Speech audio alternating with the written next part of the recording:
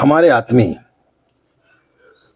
जो लोग गायत्री की साधना करना चाहते हैं, जो लोग गायत्री की साधना प्रारंभ कर रहे हैं, या जो लोग पहले से गायत्री की साधना कर रहे हैं लेकिन उन्हें लगता है कि उसका कोई फल हमें प्राप्त नहीं हो रहा है, इसका कारण क्या है? परम पूज्य गुरुदेव ने गायत्री की एकदम साधारण साधना बताई है। साधारण साधना का नित्य कर्म क्या है, साधना में इन सब की आवश्यकता क्यों पड़ती है। यदि इन चीज़ों का ध्यान करके, इन चीज़ों पर ध्यान रखते हुए यदि आप गायत्री की साधना करेंगे तो निश्चित रूप से आपको गायत्री मंत्र बड़े जल्दी फलित होगा। उसके कुछ बिंदु हैं। आत्मिक पवित्रता,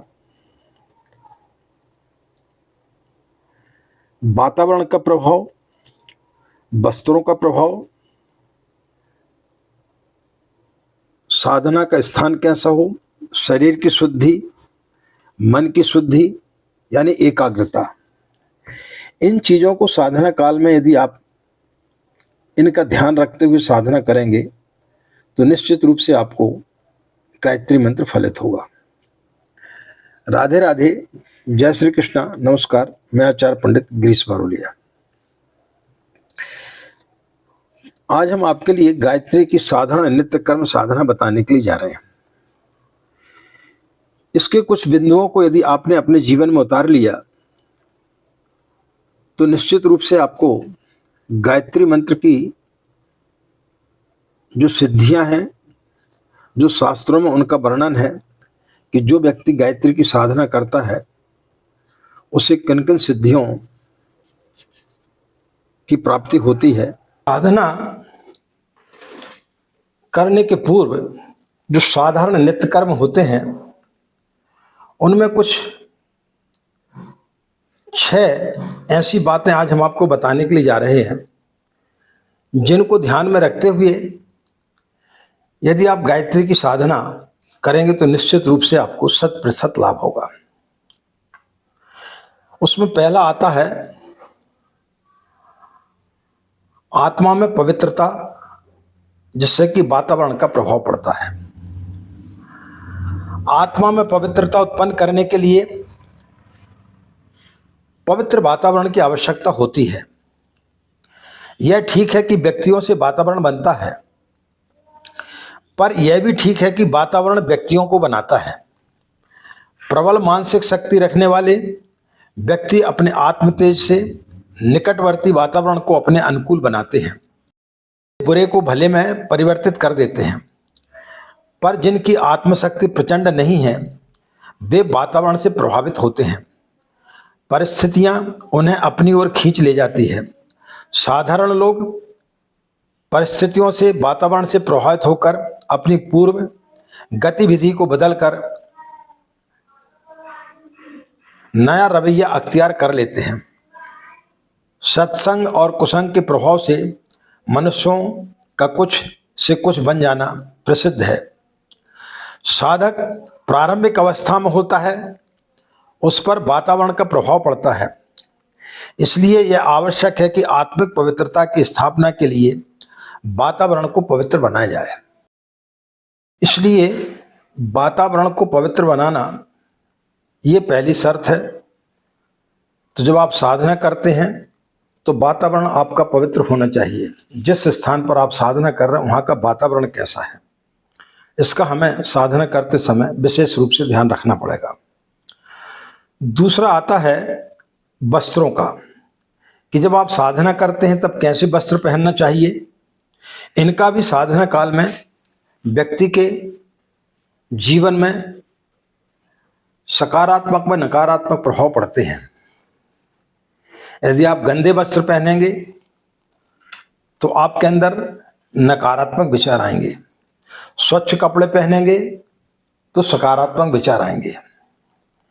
मैले कुचैले, गंदे, जुएं आदि से भरे गंदे वस्त्र शरीर पर लदे हों तो शरीर को स्वच्छ सांस लेने का अवसर नहीं मिलता। यह ध्यान में रखते हुए साधना काल में कम से कम वस्त्र धारण करने चाहिए। अब यदि कोई ऋतुकाल का परिवर्तन है, जैसे शीत आदि है, ठंड आदि पड़ रही है, तो ऐसी स्थिति में शरीर की रक्षा के लिए जो वस्त्र आवश्यक हों उन्हें पहनते हुए यह देख लेना चाहिए कि वे धुले हुए या धूप में सुखाए हुए हों। अच्छा तो यह है कि साधना के लिए एक दो वस्त्र अलग से ही रखें। यदि ऐसा ना हो सके तो स्नान के साथ मैले कपड़े भी धो डालने चाहिए और दूसरे दिन पहले दिन धोए हुए कपड़े पहनने चाहिए। इस क्रम का नित्य व्यवहार करने से नित्य धुले कपड़े मिल सकते हैं। यदि साधना के वस्त्र अलग रखे जाएं तो उनमें सात्विक वातावरण भरा रहता है और वह साधना में सहायक होता है। ऐसे वस्त्र यदि नित्य न धोए जाएं तो भी उन्हें धूप में अवश्य सुखा लेना चाहिए, यानी उनको थोड़ी सी धूप आपको दिखा देना चाहिए। विदेशी चर्बी की मांडी लगे हुए कपड़े, चमड़े आदि से युक्त वस्त्रों का उपयोग न करके खादी से या स्वदेशी कपड़ों का प्रयोग करना चाहिए। साधना के लिए स्थान भी आवश्यक होता है। स्थान की शुद्धता की आवश्यकता होती है। जहां अनवरत स्वच्छ वायु का आवागमन भली प्रकार होता है, वहां सूर्य की किरणें निर्बाध रूप से पहुंचती हैं। शास्त्रकारों ने कहा है कि जहां सविता और मरुदेव यानी वायु देवता का आगमन नहीं होता, वहां यातुधान यानी राक्षस रहते हैं। राक्षसों के घर में उनके समूह के बीच बैठकर किसी सतोगुणी साधना का सफल होना कठिन है। इसलिए ऐसा स्थान चुनना चाहिए जो प्रकाश एवं वायु के लिए खुला हुआ हो, साथ ही एकांत भी हो। कोलाहल, धूल, धुआं, यातायात की जहां भरमार है, वहां चित्त एक स्थान पर नहीं जमता, बार बार उचट जाता है। इसलिए उपयुक्त स्थान तलाश करना चाहिए। बहुत बड़े घनी आबादी में शहरों में ऐसे एकांत स्थानों की प्राय कमी होती है। ऐसी दशा में जो स्थान उपलब्ध हो उसमें से जो भाग अधिकतम स्वच्छ और एकांत हो उसे चुना जा सकता है। शरीर की शुद्धता, बहुत सारे साधकों का प्रश्न आता है कि आचार्य जी, क्या हम बगैर स्नान किए गायत्री की साधना कर सकते हैं? इसके बारे में पूज्य गुरुदेव लिखते हैं कि शरीर की शुद्धता आवश्यक है। साधारणतः स्नान आवश्यक है, खासकर भारत जैसे उष्ण प्रदेश में जहां पसीने का आना हमेशा व्यक्ति के शरीर पर लगा रहता है, अधिक मात्रा में वो शरीर पर आते रहता है। ऊष्मा बढ़ी रहने के कारण स्नान को हर धार्मिक कार्य के लिए अनिवार्य माना गया है। आप घर में किसी प्रकार का कोई भी यज्ञ हवन आदि पूजा पाठ करते हैं तो बगैर स्नान के कोई भी व्यक्ति उस पूजा पाठ में नहीं बैठता है। गायत्री साधना भी आमतौर से स्नान करने के उपरांत ही की जाती है, पर कभी कोई साधारण अड़चन सामने आ जाए तो उसके लिए अपवाद भी रखा गया है। जैसे यदि आप बीमार हैं या ऋतु का परिवर्तन हुआ है, अत्यधिक शीत पड़ रही है, या आप यात्रा में हैं या आप अस्वस्थ हैं, तो ऐसी स्थिति में पूर्ण स्नान संभव ना हो सके तो 10 इंद्रियों को, मल द्वारों को स्नान करा के नित्य कर्म की साधना की जा सकती है। हाथ, पांव, मुंह तथा मूत्र इंद्रियों को भली प्रकार धो लेने के से काम चलाओ शारीरिक शुद्धि हो जाती है। इसके पश्चात में अंतिम आता है मन की शुद्धि के लिए। मन की शुद्धि जब तक नहीं होगी, आपका मन जब तक पवित्र नहीं होगा, तब तक आपको कोई भी मंत्र फलित नहीं हो सकता। इसके 4 प्रकार हैं। पहला है चित्त की एकाग्रता। जब आप साधना करते हैं तो आपका मन एकाग्र होना चाहिए। यदि आपका मन इधर उधर भटकते रहेगा तो फिर आपकी साधना सफल नहीं हो पाएगी। दूसरा, सांसारिक झंझटों का विस्मरण। जब आप साधना करते हैं तो प्रायः देखा गया है कि जब व्यक्ति साधना करता उसी समय उसे कई प्रकार की चीजें याद आती हैं, कि ऑफिस का काम याद आ जाता है, कि घर का काम याद आ जाता है। तो इन झंझटों से व्यक्ति को दूर रहना चाहिए। इस समय इन सब चीजों का विस्मरण रहना चाहिए। साधना में तन्मयता, जब आप साधना करते हैं तो उसमें तन्मयता होना आवश्यक है। भावनाओं में सात्विकता तथा शांति। जब आप साधना करते हैं तो आपकी भावनाएं सात्विक होनी चाहिए।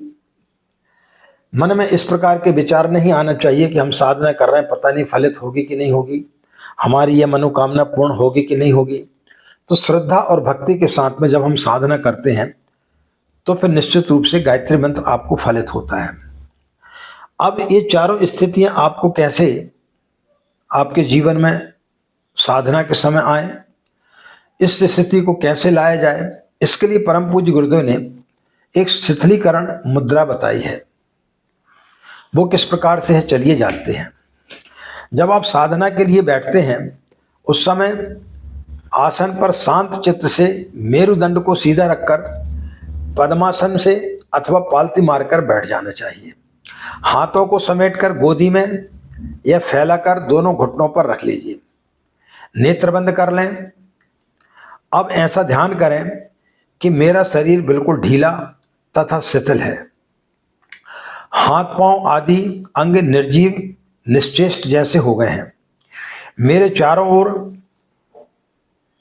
नीलवर्ण सतोगुणी अनंत आकाश फैला हुआ है और उसमें मैं एकमात्र में आनंद निमग्न होकर कल्लोल कर रहा हूं। इस ध्यान से चित्त का एक स्नान हो जाता है और उसमें तुरंत शांति तथा एकाग्रता की स्थापना होती है। इस प्रकार वस्त्र, स्नान, शरीर और मन की चतुर्विधि शुद्धि कर लेने से साधना के योग्य पवित्र वातावरण बन जाता है। वस्त्रों से कीड़े, चींटी, धूल आदि झाड़कर पहनना चाहिए। जब आप वस्त्र पहनते तो उनको एक बार झटक लेना चाहिए, कहीं उसमें चींटी या धूल या कोई कीड़े मकोड़े तो नहीं है। भूमि पर बुहारी लगाकर पानी छिड़ककर आसन बिछाकर बैठना चाहिए। शरीर को सीधा और स्वस्थ रखना चाहिए तथा मन को प्रफुल्ल श्रद्धान्वित करके साधना में लगाना चाहिए। इस प्रकार आरंभ करने से आगे का मार्ग बहुत ही सरल हो जाता है। जो साधक इन बातों का ध्यान रखते हुए नित्य कर्म करते हुए यदि गायत्री की साधना करता है तो निश्चित रूप से जो शास्त्रों में वर्णन है कि गायत्री की साधना से व्यक्ति के लिए अनंत लाभ प्राप्त होते हैं, उसकी अनंत इच्छाओं की पूर्ति होती है, तो निश्चित रूप से आपको इन सब चीज़ों से लाभ होगा। इसमें किसी प्रकार का कोई भी संदेह आपको नहीं करना चाहिए। आज की बात समाप्त। हमें आज्ञा दें। नमस्कार। ओम शांति।